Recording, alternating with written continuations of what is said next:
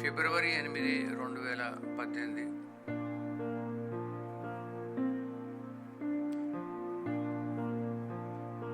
భారతదేశం యొక్క ఔన్నత్యం,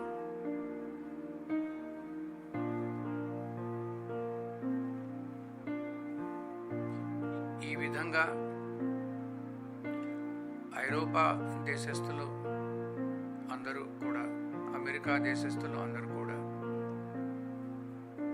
గ్రీకు తత్వవేత్త అయినటువంటి ప్లాటో మరియు అతని శిష్యుడు అరిస్టాటిల్ ఏ సూత్రాల ఆధారంగా సమాజ స్థాపన చేశాడు,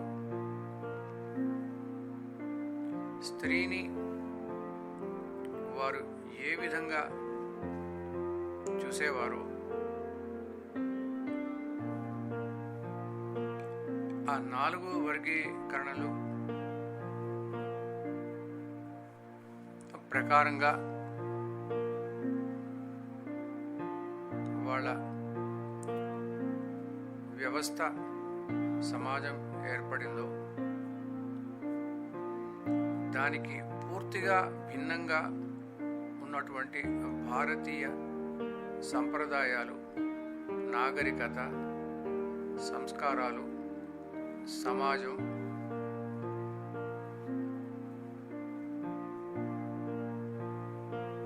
1831 సంవత్సరంలో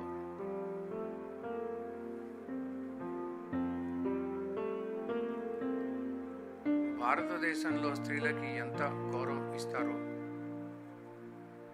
అన్న మెకాలే సమాధానాలు విని పార్లమెంటు అంతా కూడా చాలా ఆశ్చర్యపడిపోయారు. ముఖ్యంగా ప్లాటో స్త్రీని ఒక టేబుల్, ఒక కుర్చీ లాగా వాడుకోమని చెప్పాడు. ఎప్పుడైతే ఈ 2 వస్తువులు పాడైపోతాయో వాటిని పారవేసి కొత్త టేబుల్, కొత్త కుర్చీ కొనుక్కోమని ఏ విధంగా చెప్పాడు. మరి దానికి పూర్తిగా భిన్నంగా ఉన్నటువంటి భారతీయ వ్యవస్థని మెకాలే ద్వారా విన్నవాళ్ళు నమ్మలేకపోయారు. మెకాలే ఈ విధంగా చెప్పసాగాడు: భారతదేశంలో ఉన్నటువంటి అన్ని గురుకులాలలో, ప్రాథమిక, మాధ్యమిక, విశ్వవిద్యాలయాలలో కూడా మహిళలే బహుళ సంఖ్యాకులుగా, అధ్యాపకులుగా, ఆచార్యులుగా ఉంటారు. భారతీయ మరి సమాజంలో నాకు కూడా ఏమీ అర్థం కాలేదు. వారు స్త్రీలు పురుషుల కన్నా చాలా గొప్పవాళ్ళని, భగవంతుడికి చాలా దగ్గరగా ఉంటారని, స్త్రీ లేకుండా పురుషుడికి మోక్షం కూడా ఉండదని చెప్పేసరికి వారందరూ కూడా నమ్మశక్యం కానట్టుగా సంభ్రమాశ్చర్యాలతో చాలా విస్మయంగా, విచిత్రంగా ఉన్నదేమిటి ఈ భారతీయ నాగరికత అని ఆలోచించుకోసాగారు.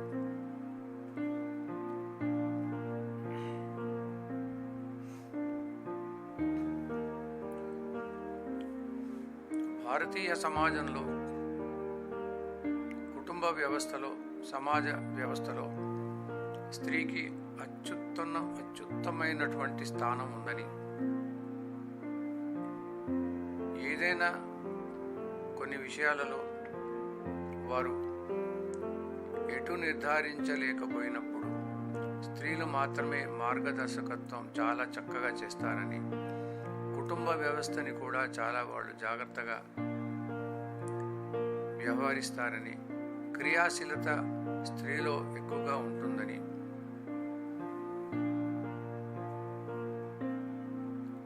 మెకాలే చెప్పాడు.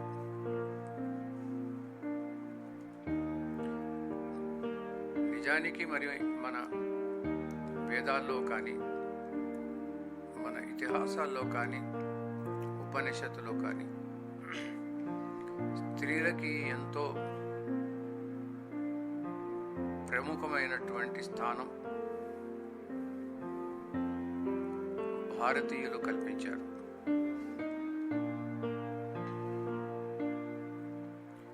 అసలు భాష యొక్క వికాసం భారతీయ మహిళల ద్వారానే జరిగిందని, మరి పూర్వం సనాతన భారతదేశంలో అన్ని భాషల్లో కూడా సంస్కృతం, తెలుగు, మలయాళం, తమిళ్, హిందీ, మిగతా అన్ని భాషలలో కూడా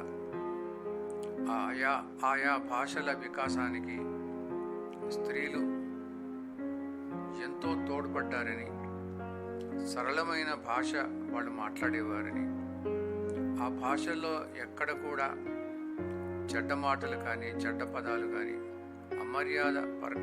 అమర్యాదపరమైనటువంటి వ్యాఖ్యానాలు కానీ లేనేలేవు. ఇది అంతా బ్రిటిష్ వాళ్ళు, తురక వాళ్ళు మన రాజ్యాన్ని, మన భారతదేశాన్ని జయించకముందు ఉన్నటువంటి అద్భుతమైనటువంటి వ్యవస్థలో స్త్రీ యొక్క పాత్ర చాలా గొప్పగా ఉండేది.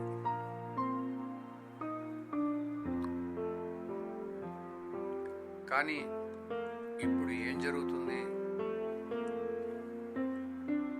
అన్ని అర్థం చేసుకోవటానికి మన భారతీయ పార్లమెంటు వ్యవస్థని ఒక్కసారి మీరు గమనించండి. ప్రపంచం మొత్తం అంతా కూడా, భారతదేశం అంతా కూడా సాక్షాత్తు ప్రత్యక్షంగా ఆ పార్లమెంటులో పురుషులు ఏ విధంగా మాట్లాడతారు, ఏ విధంగా దూషణలు చేస్తారు, చెడ్డ మాటలు మాట్లాడతారు, ఎంత అమర్యాదపూర్వకమైనటువంటి ప్రవర్తనని వాళ్ళు బహిర్గతం చేస్తారు. ఒక్కసారి మీరు చూస్తే వాళ్ళ యొక్క సంస్కారం మీకు అర్థమవుతుంది. అదే సమయంలో అదే పార్లమెంటులో కానీ, రాజ్యసభలో కానీ, ముఖ్యంగా పార్లమెంట్లో కానీ మహిళా ఎంపీల యొక్క ప్రవర్తనని మీరు చూడండి. వాళ్ళు ఎంత చక్కగా సంస్కారయుతంగా మాట్లాడతారో గమనించండి. అసలు చెడ్డ మాటలు వారి నోటి నుంచి రానేరావు. ఈ మగవాళ్ళు ఏమాత్రం కూడా సంస్కారాలు లేకుండా స్త్రీల ముందే ఇలా ఒకళ్ళనొకళ్ళకు దూషించుకుంటారు, మైకులు విరగొడుతూ ఉంటారు, వాళ్ళ చేతికి ఏది దొరికితే అది విసిరివేస్తూ ఉంటారు, కాగితాలు చింపుతూ ఉంటారు.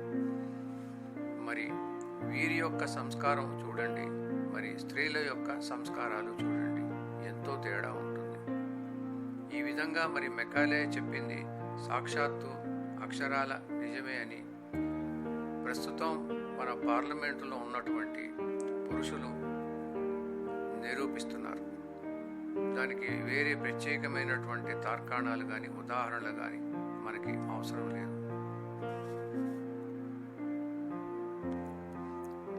ఇదే సమయంలో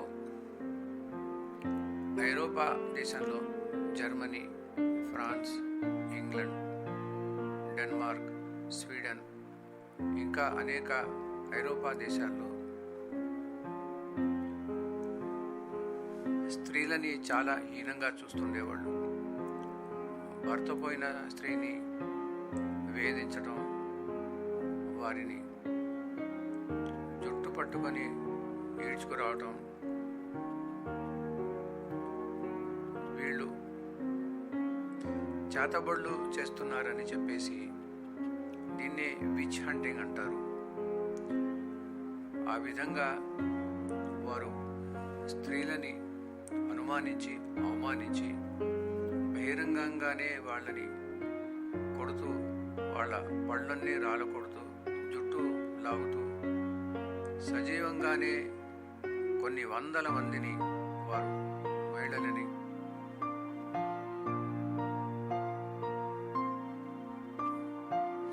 దహించి వేశారు. చితులు పేర్చి వాడు బతికుండగానే చాలా బలవంతంగా అగ్ని ప్రవేశం చేయించి ఆ విధంగా వారిని చంపారు. చాలామందిని భూమిలో గొయ్యి తీసి వారిని, ఆ స్త్రీలని దానిలో పాతిపెట్టి వాళ్ళని నానా రకాలుగా హింసించి వాళ్ళు చంపివేసేవాళ్ళు.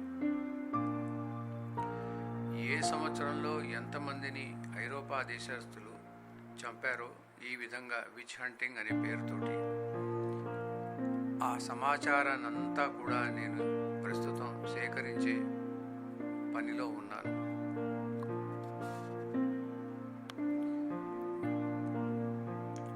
మరి విలియం బెంటింగ్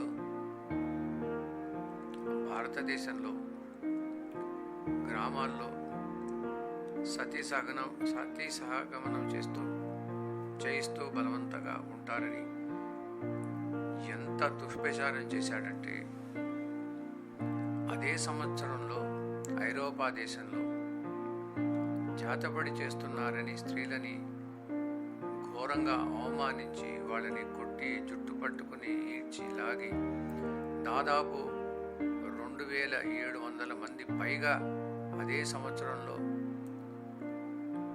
చాలా దారుణంగా స్త్రీలని చంపివేశారు. ఆ విషయం విలియం బెంటింగ్కి జ్ఞాపకం రాలేదు.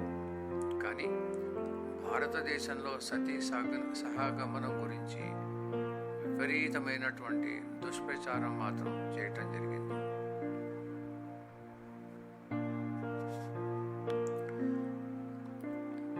ఇంతకు మునిపే మనం చర్చించుకున్నాము వాస్తవాలు. ఏ విధంగా మరి వాళ్ళు స్త్రీలని అవమానించేవారు.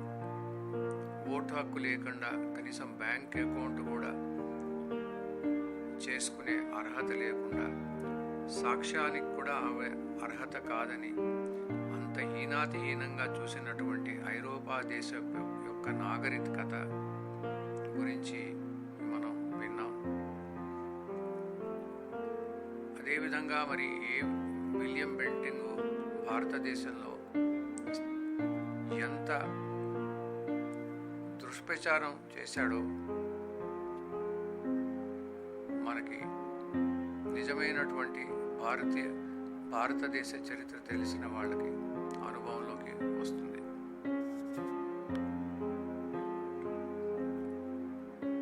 నాకు కూడా ఒక అనుభవం జరిగింది. భారతదేశంలో దాదాపు 4500 పైగా గిరిజనులు, ఆదివాసులు ఉన్నారు. కోయవాళ్ళు, గోండులు, ఇట్లాంటి వాళ్ళు చాలామంది ఉన్నారు. ఒకసారి నేను ఒక గ్రామానికి వెళ్ళటం జరిగింది. అక్కడ జనమంతా కూడా గుంపులుగా, సమూహంగా వెళ్తున్నారు. నేను వాళ్ళతో పాటు వెళ్ళాను. ఏమిటి అని ప్రశ్నించగా, ఈ ఊళ్ళో ఒకతను చనిపోయాడు, అతన్ని దహనం చేస్తున్నారు, అందుకోసం మేము కూడా అక్కడికి వెళ్తున్నాము అని చెప్పాడు. ఇక్కడ సతీ జరుగుతున్నది అని కూడా చెప్పటం జరిగింది. నేను ఎంతో ఆసక్తితో ఏమిటి సతీ ఎలా చేస్తారు, ఏం జరుగుతుందని నేను కూడా వెళ్ళాను. అక్కడ శ్మశానంలో చితి మీద ఆ పురుషుడి శవం దహనం కాబడుతుంది. అతని భార్య అయినటువంటి ఒక స్త్రీ ఆ చితి చుట్టూ 3 సార్లు ప్రదక్షిణ చేసి అక్కడి చేరిన జనసమూహానికి నమస్కారం చేసి, నా పతి ఈరోజు స్వర్గస్థుడైనాడు,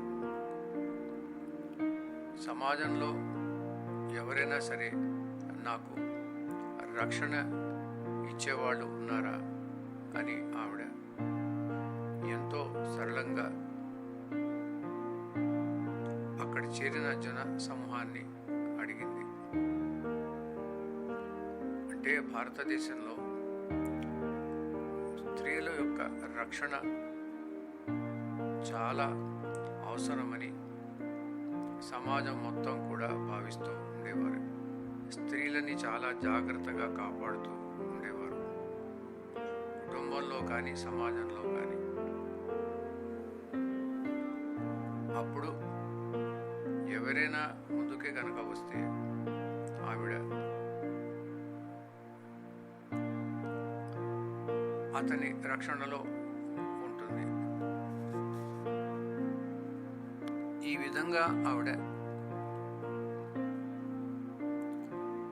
3 సార్లు చితి చుట్టూ ప్రదక్షిణ చేసి మళ్ళీ చేతులు జోడించి, ఈ పట్టణంలో ఎంతో కీర్తి ప్రతిష్టలు ఉన్న గొప్పవాళ్ళు, మహాజనులు చాలామంది ఉన్నారు. మీలో ఎవరైనా సరే నాకు రక్షణ కల్పిస్తారా, నా బాధ్యత తీసుకుంటారా అని వినయంగా అడుగుతుంది. అప్పుడు ఎవరైనా సరే అంటే ఆమె అతని రక్షణలోకి వెళ్ళిపోతుంది. లేకపోతే మళ్ళీ 3వసారి ప్రదక్షిణ చేసి మళ్ళీ వినయంగా నమస్కరించి, ఈ ఊర్లో ఉన్నటువంటి ప్రముఖులు ఎవరైనా సరే నా రక్షణ బాధ్యత తీసుకుంటారా అని ప్రశ్నిస్తుంది. దానిలో ఎవరైనా సరే ముందుకు వస్తే అతని రక్షణలో వెళ్ళిపోతుంది. చివరిగా ఆవిడ 3 సార్లు ప్రదక్షిణ చేసి ఆ జనసమూహంలో ఈ జనసమూహంలో ఉన్నటువంటి పురోహితులు, పూజారులు ఎవరైనా సరే నా బాధ్యత, నా రక్షణ తీసుకుంటారా అని వినయంగా ప్రశ్నిస్తుంది. ఎవరైనా సరే అంటే ఆయన రక్షణలో వెళ్ళిపోతుంది. లేదా ఇంకా 3 సార్లు ప్రదక్షిణ చేసి అందరికీ నమస్కారం చేసి ఆవిడ అక్కడి నుంచి వెళ్ళిపోతూ ఉంటుంది. ఇది గోండుల యొక్క సతి అంటే అర్థం. నాలో కొంత కుతూహలం పెరిగింది. ఓహో, సతి అంటే ఇదే అని అనుకుని ఆ స్త్రీ ఎక్కడికి వెళ్తుందా అని నేను కూడా వెంబడించాను. ఆ ఊరి చివరలో ఉన్నటువంటి ఒక ఆలయంలోకి ఆవిడ వెళ్ళటం గమనించాను. సమాజంలో ఏ వర్గం వాళ్ళు కూడా ఆ స్త్రీకి రక్షణ బాధ్యత తీసుకోనప్పుడు ఆవిడ ఆలయంలో వెళ్ళి ఆ భగవంతుడే నాకు రక్షణ కల్పిస్తాడు అనే ఒక భక్తిభావంతో తన జీవితమంతా కూడా ఆ గుడిలోనే ఆవిడ గడుపుతూ ఉంటుంది. భగవద్ ధ్యానంలో మునిగిపోతూ ఉంటుంది. అటువంటి స్త్రీకి ఆ ఊర్లో జనమంతా కూడా ఎంతో గౌరవిస్తారు, సాష్టాంగ దండ ప్రణామం చేస్తారు. ఈ విధంగా గోండుల యొక్క సతి ఉంటుందని నాకు తెలిసింది. కానీ బయట ఎంత దుష్ప్రచారం జరుగుతుందో మీరు ఆలోచించండి. బలవంతంగా స్త్రీని ఈడ్చుకు వెళ్ళి చనిపోయినటువంటి అతని భర్త చితిలో తోసివేస్తారని, చాలా హీనంగా ప్రవర్తిస్తారని చాలా దుష్ప్రచారం భారతదేశంలో ఆంగ్లేయులు చేయటం జరిగింది. ఈ విధంగా మెకాలే భారతదేశంలోని సమాజంలో, కుటుంబంలో స్త్రీకి ఎంత ఉన్నతమైన స్థానం ఉందో, దాని మూలంగానే అక్కడ ఉన్నటువంటి అనేక గురుకులాలలో సగానికి పైనే, ముఖ్యంగా దక్షిణ భారతదేశంలో ఆచార్య పదవుల్లో ఈ మహిళలే ఎక్కువగా ఉంటారని చెప్పడం జరిగింది.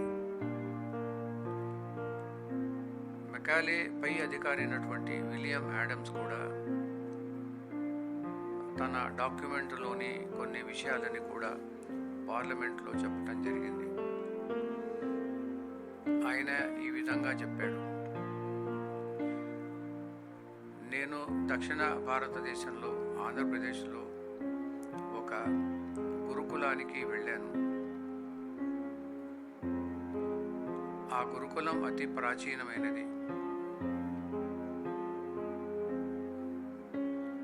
అక్కడ ఈ గురుకుల వ్యవస్థ భారతదేశంలో సమాజానికి ఏ విధంగా అది లాభపడుతుంది, ఉపయోగపడుతుంది అనే కుతూహలంతో నేను గమనించాను. ఆ గురుకులం చాలా ప్రాచీనమైనది, 12వ శతాబ్దానికి చెందినది. అప్పటి నుంచి కూడా ఆ గురుకులం నడపబడుతుంది. అక్కడ ప్రత్యేకంగా కట్టడాల గురించి, ముఖ్యంగా ఆనకట్టలు, బ్రిడ్జెస్ కట్టడాన్ని గురించి, సివిల్ ఇంజనీరింగ్ దానిలో ప్రత్యేకమైనటువంటి శిక్షణ ఇస్తూ ఉంటారు. మొత్తం ప్రపంచంలోనే, భారతదేశంలోనే ఈ విశాఖపట్నం దగ్గర ఉన్నటువంటి ఒక నది మీద బ్రహ్మాండమైనటువంటి అద్భుతమైనటువంటి ఆనకట్టని, డ్యామ్ని నిర్మించటం జరిగింది. ఇదే ప్రపంచంలో కల్లా మొట్టమొదటి ఆనకట్ట అని ఆయన చెప్పాడు.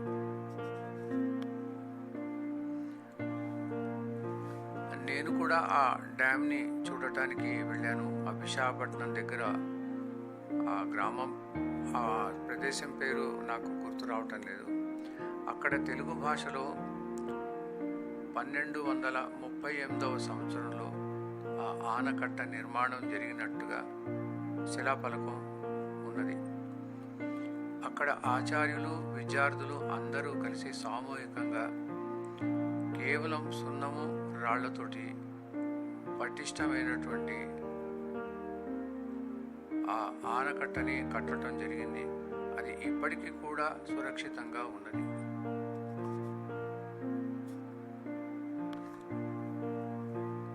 విలియం యాడమ్ మరి అక్కడ దాన్ని కావేరీ నదిగా వర్ణించాడు. ఈ నది యొక్క ప్రవాహం చాలా వేగంగా ఉంటుంది. అయితే ఆ డ్యామ్ని గురించి వర్ణిస్తూ అతను, ఇది చాలా విచిత్రంగా కట్టబడి ఉన్నది. కేవలం సున్నము రాళ్లతో కట్టారు. సరళ రేఖ కాకుండా ఇది జెడ్ ఆకారంలో, జిగ్జాగ్ షేప్లో కట్టారు. మరి ఎందుకు ఆ విధంగా కట్టారో నాకు మాత్రం అర్థం కాలేదని తన డాక్యుమెంట్లో అతను వివరించాడు. నేను కూడా ప్రత్యక్షంగా అక్కడికి వెళ్ళి చూసినప్పుడు అక్కడ నది ప్రవాహం చాలా వేగంగా ఉన్నది. అక్కడ కట్టడం మాత్రం జిగ్జాగ్ షేప్లో, జెడ్ షేప్లో మాత్రం ఉన్నది. అది ఎందుకు అలా ఉన్నది అని నేను కొంచెం ఆలోచించినప్పుడు, నది యొక్క ప్రవాహం అతి వేగంగా ఉన్నప్పుడు ఆనకట్ట, డ్యామ్ సరళ రేఖలో కనుక కడితే గోడ మీద ప్రెషర్ చాలా పడి ఒత్తిడి ఎక్కువై అది ఎక్కువ కాలం అన్నదని, అందుకోసమని వారి విధంగా జెడ్ ఆకారంలో కట్టారని నేను తెలుసుకున్నాను. ఆ తర్వాత నేను హైదరాబాద్ వెళ్ళి అక్కడ ఆర్చైవ్స్లో వెళ్ళి చూసినప్పుడు నాకు దాన్ని గురించినటువంటి సమాచారం నాకు దొరికింది. అక్కడ కూడా మరి జెడ్ ఆకారంలో ఆ విధంగా కట్టారు. నదీ ప్రవాహం ఆ ఒత్తిడిని తట్టుకునే విధంగా నిర్మించారు. కాబట్టి ఇప్పటికీ కూడా అది సురక్షితంగా ఉన్నదని నేను అనుకున్న అభిప్రాయానికి బలం కలిగింది. విలియం యాడమ్ ఇంకా వివరణ ఇస్తున్నాడు. ఈ ఒక్క ప్రదేశంలోనే కాదు, భారతదేశంలో అనేక గ్రామాల్లో ఉన్నటువంటి ఈ గురుకులాలు ఉపాధ్యాయులు, ఆచార్యులు, విద్యార్థులు వీళ్ళందరూ కలిసి సమాజానికి, దేశానికి ఉపయోగపడేటటువంటి అనేక నిర్మాణాలు చేశారు. కొన్ని వేల కొద్ది ఆనకట్టలు, డ్యామ్స్ కట్టారు, చెరువులు తవ్వించారు, బావులు తవ్వించారు. ఈ విధంగా సమాజానికి పనికొచ్చేటటువంటి రాబోయే తరం వారి కోసం ఇక్కడ అందరూ కూడా సమిష్టిగా కలిసి అద్భుతమైనటువంటి నిర్మాణాలు చేశారు అని యాడమ్ తన డాక్యుమెంట్లో వివరించాడు.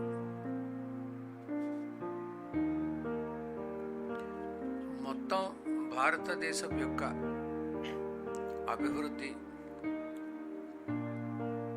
సంపదలు, వాళ్ళ నాగరికత, వారి యొక్క అద్భుతమైనటువంటి కుటుంబ వ్యవస్థ, సమాజ వ్యవస్థ, సంప్రదాయాలు, సంస్కారాలు అన్నీ కూడా ఈ గురుకులాలలో చెప్పబడేటటువంటి శిక్ష మరి విద్య, వీటి మూలంగానే భారతదేశం ప్రపంచంలో అగ్రదేశంగా అన్ని రంగాలలో కూడా అది విరాజిల్లుతుంది. 18 విధములైనటువంటి వృత్తి విద్యలని, శిక్షణని వాళ్ళు ఇస్తూ ఉంటారు. వ్యవసాయానికి సంబంధించినటువంటి విశ్వవిద్యాలయాలు ఎన్నో ఉన్నాయి. దక్షిణ భారతదేశంలో పంటలు చాలా పుష్కలంగా వాళ్ళు పండిస్తూ ఉంటారు. అలాగే శిల్పకళ కొన్ని విద్యాలయాలలో,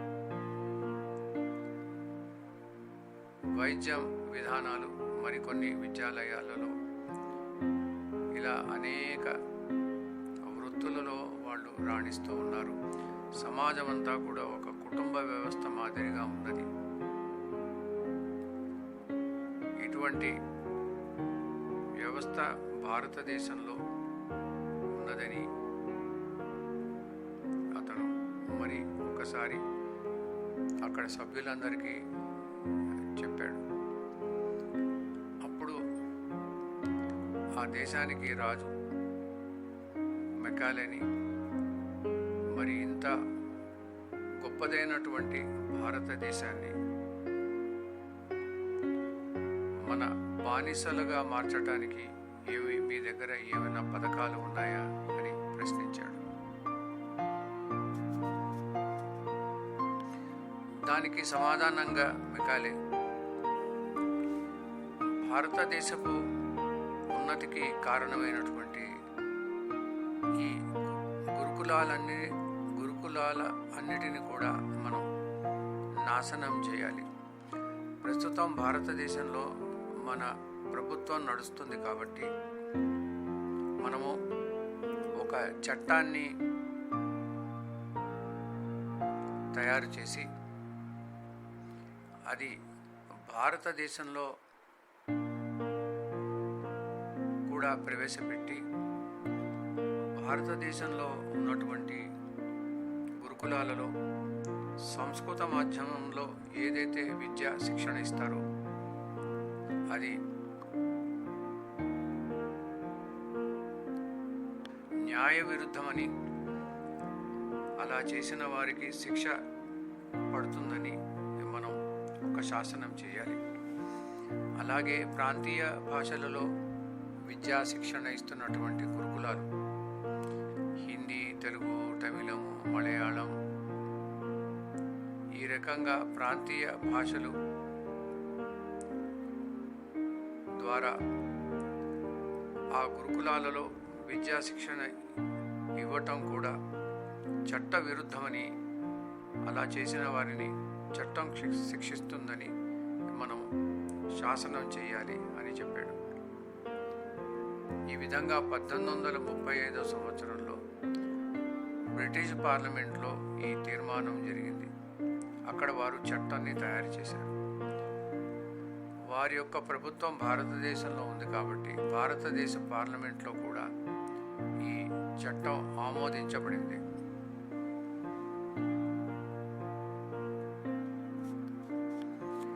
ఈ విధంగా ఎప్పుడైతే శాసనం వారు చేశారో వెంటనే ఆంగ్లేయులు అధికారులందరూ కూడా ఈ గురుకులాలని మూసివేయవలసిందిగా సంస్కృతంలో కానీ ప్రాంతీయ భాషలలో కానీ ఈ విద్యా శిక్షణ ఇవ్వటం చట్టవిరుద్ధమని కేవలం ఆంగ్ల మాధ్యమంలోనే మేము చెప్పిన విధంగానే మీరు చదువుకోవాలని వాళ్ళు ఆదేశించారు.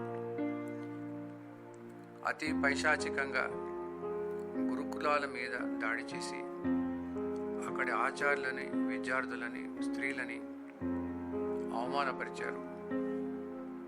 వాళ్ళని బాగా కొట్టారు, జైళ్లలో వేశారు, గురుకులాలని తగలబెట్టారు. వారి పుస్తకాలన్నీ కూడా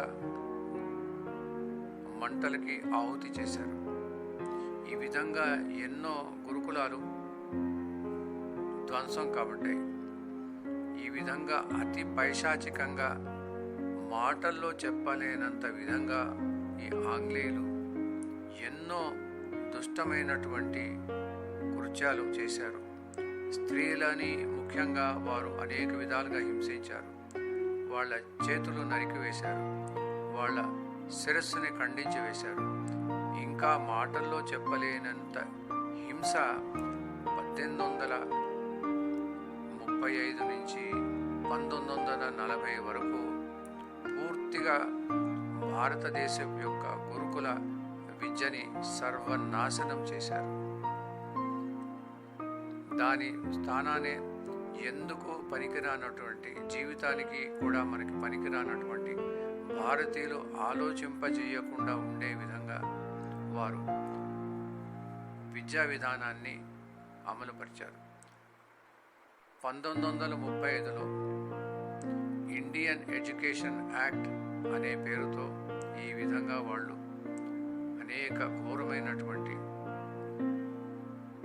సంస్కారహీనమైనటువంటి,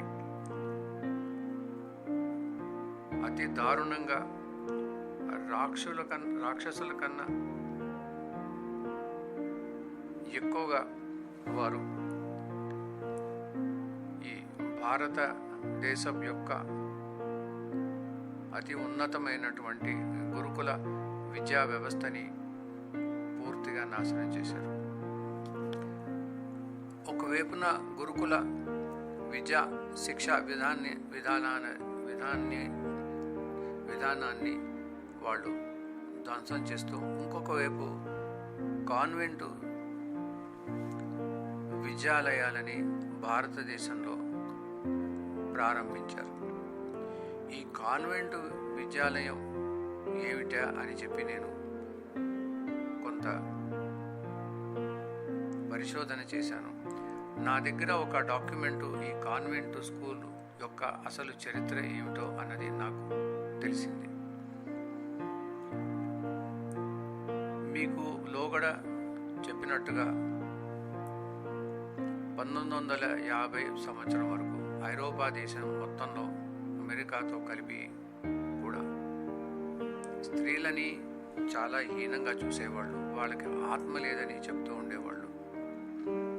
అక్కడ ఐరోపా దేశంలో కుటుంబ వ్యవస్థ ఎలా ఉండేదంటే, ఇలా పుట్టినటువంటి పిల్లలని వాళ్ళు వెంటనే ఇంటి ముందు ఒక బుట్టలో పెట్టేసేవాళ్ళు. ఎవరైనా అనాథాశ్రమం వాళ్ళు వచ్చి తీసుకెళ్తారని. కానీ సర్వసాధారణంగా అక్కడే తిరుగుతున్నటువంటి కుక్కలు, ఇతర జంతువులు ఆ పసిపిల్లల్ని ఎత్తుకెళ్ళిపోతూ ఉండేవి. ఒక కుటుంబంలో 4 పిల్లల్ని ఆ విధంగా పెట్టినప్పుడు కుక్కలు 2 తినివేయగా 2 శిశువులని అనాథాశ్రయంలోకి తీసుకెళ్ళటం జరిగింది. ప్లాటో ఏమి అంటాడంటే, ఒక స్త్రీ పురుషులు ఆనందంగా ఉండటానికి ఈ పసిపిల్లలు ఒక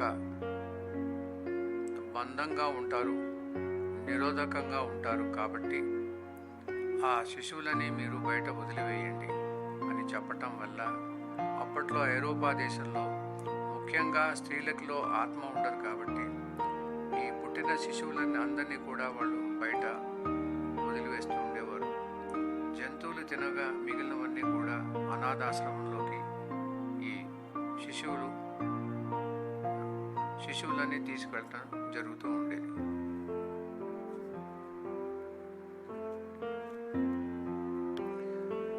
మరి ప్లాటో చెప్పిన విధంగానే వీళ్ళు ఐరోపా దేశస్తులంతా ఈ విధంగా ఇటువంటి అకృత్యాలకి పాల్పడుతుండేవారు.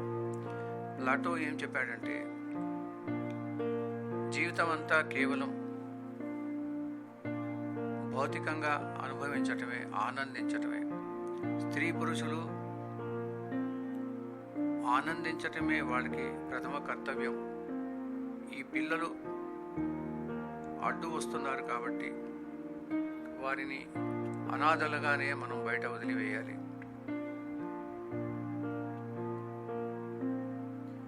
అందుకోసమని వివాహం అనే వ్యవస్థ ఉండకూడదు అని ప్లాటో చెప్పినటువంటి సూత్రాలపైనే ఈ ఐరోపా దేశంలో ఈ విధమైనటువంటి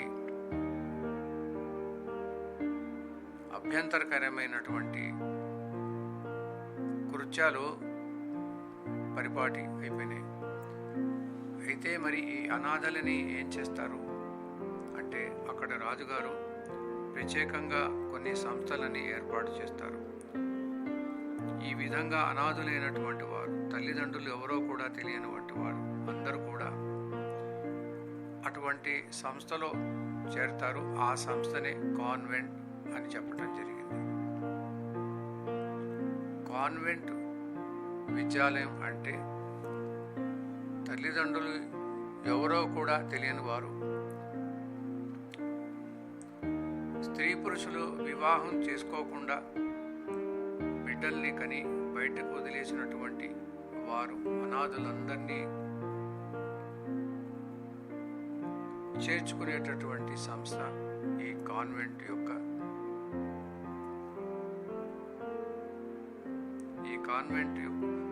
సంస్థ.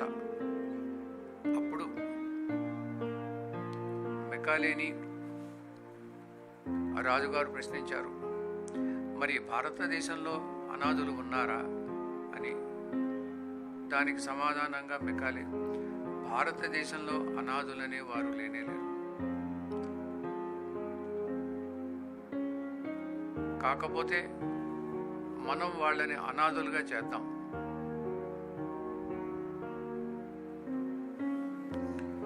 భారతదేశంలో ఒకవేళ పిల్లల యొక్క తల్లిదండ్రులు మరణిస్తే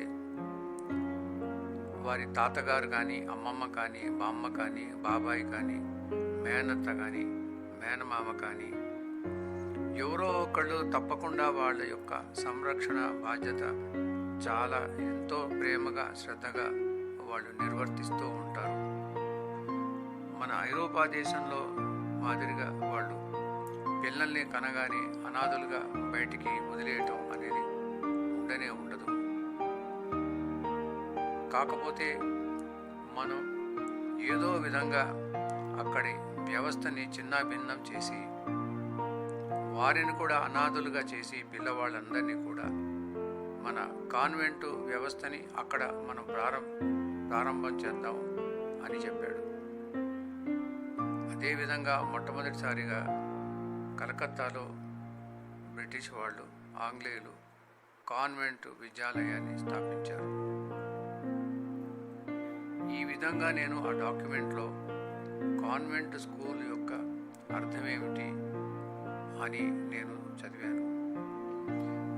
ముఖ్యంగా ఆ రాజుగారు విరాళాలు ఇస్తూ ఉంటారు. ఎక్కువ శాతం దాదాపు అక్కడి చర్చికి సంబంధించినటువంటి మతాధికారులే ఈ కాన్వెంట్ స్కూల్లో ఎక్కువ పనిచేస్తూ ఉంటారు. వారు అక్కడ కేవలం బైబిల్ని గురించి మాత్రమే చెబుతారు తప్ప వేరే శాస్త్రానికి సంబంధించినవి ఏమీ అక్కడ వాళ్ళు నేర్పించరు.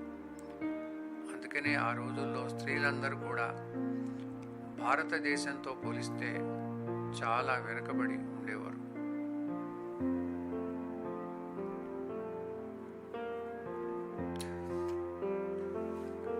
ఎప్పుడైతే బ్రిటిష్ పార్లమెంట్లో 1935 సంవత్సరంలో ఇండియన్ ఎడ్యుకేషన్ యాక్ట్ పేరున భారతదేశ పార్లమెంట్లో అది శాసనంగా మారినప్పుడు, ఎప్పుడైతే మెకాలే ఒక పథకం ప్రకారంగా గురుకుల వ్యవస్థనంతా చిన్నాభిన్నం చేశాడో, గ్రామంలో ఉన్నటువంటి అనేక రకాలైనటువంటి కుల వృత్తులన్నీ కూడా నశించిపోయాయి. అవి నశించే విధంగా కూడా లోగడ మనం చెప్పుకున్నట్టు ఈ ఆంగ్లేయులు అనేక శాసనాలు తయారు చేశారు. ఎప్పుడైతే గ్రామంలో పట్టణాల్లో కుల వృత్తులు పూర్తిగా ధ్వంసమైనాయో, అప్పుడు ప్రజలందరికీ కూడా ఆంగ్లేయులు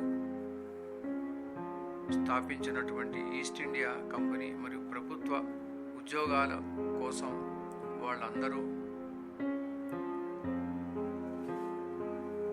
వేరే జీవనోపాధి లేకుండా అన్ని వర్గాల వారు అటువంటి ఉద్యోగాల కోసం ఆంగ్లేయుల కంపెనీలలో చేరటం తప్పనిసరి అయింది. మొట్టమొదట కలకత్తాలో ఈస్ట్ ఇండియా కంపెనీ వాళ్ళు ఎప్పుడైతే ఈ భారతీయులు కాన్వెంట్ స్కూల్లో చేరటం లేదని గ్రహించారో, అప్పుడు వాళ్ళు మరి ఒక శాసనాన్ని అమలుపరిచారు. ఏ ఉద్యోగులైతే ఈస్ట్ ఇండియా కంపెనీలో మిగతా ప్రభుత్వ కంపెనీలో కలకత్తాలో ఉద్యోగాలు చేస్తున్నారో వాళ్ళందరూ కూడా తప్పనిసరిగా వారి పిల్లలని ఈ కలకత్తాలోని కాన్వెంట్ స్కూల్లో మాత్రమే మీరు చేర్పించాలి. ఆ విధంగా మీరు స్కూల్లో కనుక చేర్పించకపోతే మీకు ఉద్యోగాలు ఉండవు అని ఒక శాసనాన్ని వాళ్ళు అమలు చేశారు. అప్పుడు తప్పనిసరిగా విధి లేక ఇష్టం లేకపోయినా కూడా కలకత్తాలోని ఈస్ట్ ఇండియా కంపెనీలో ప్రభుత్వ కంపెనీలలో పనిచేసేటటువంటి ఉద్యోగులందరూ కూడా తమ పిల్లలని ఆ కాన్వెంట్ స్కూల్కి పంపటం, ఈ ప్రక్రియ ద్వారా అనేక కాన్వెంట్ స్కూల్స్ కలకత్తాలో ఆంగ్లేయుల చేత ప్రారంభింపబడటం జరిగింది. వాటి యొక్క సంఖ్య క్రమక్రమంగా పెరగసాగింది.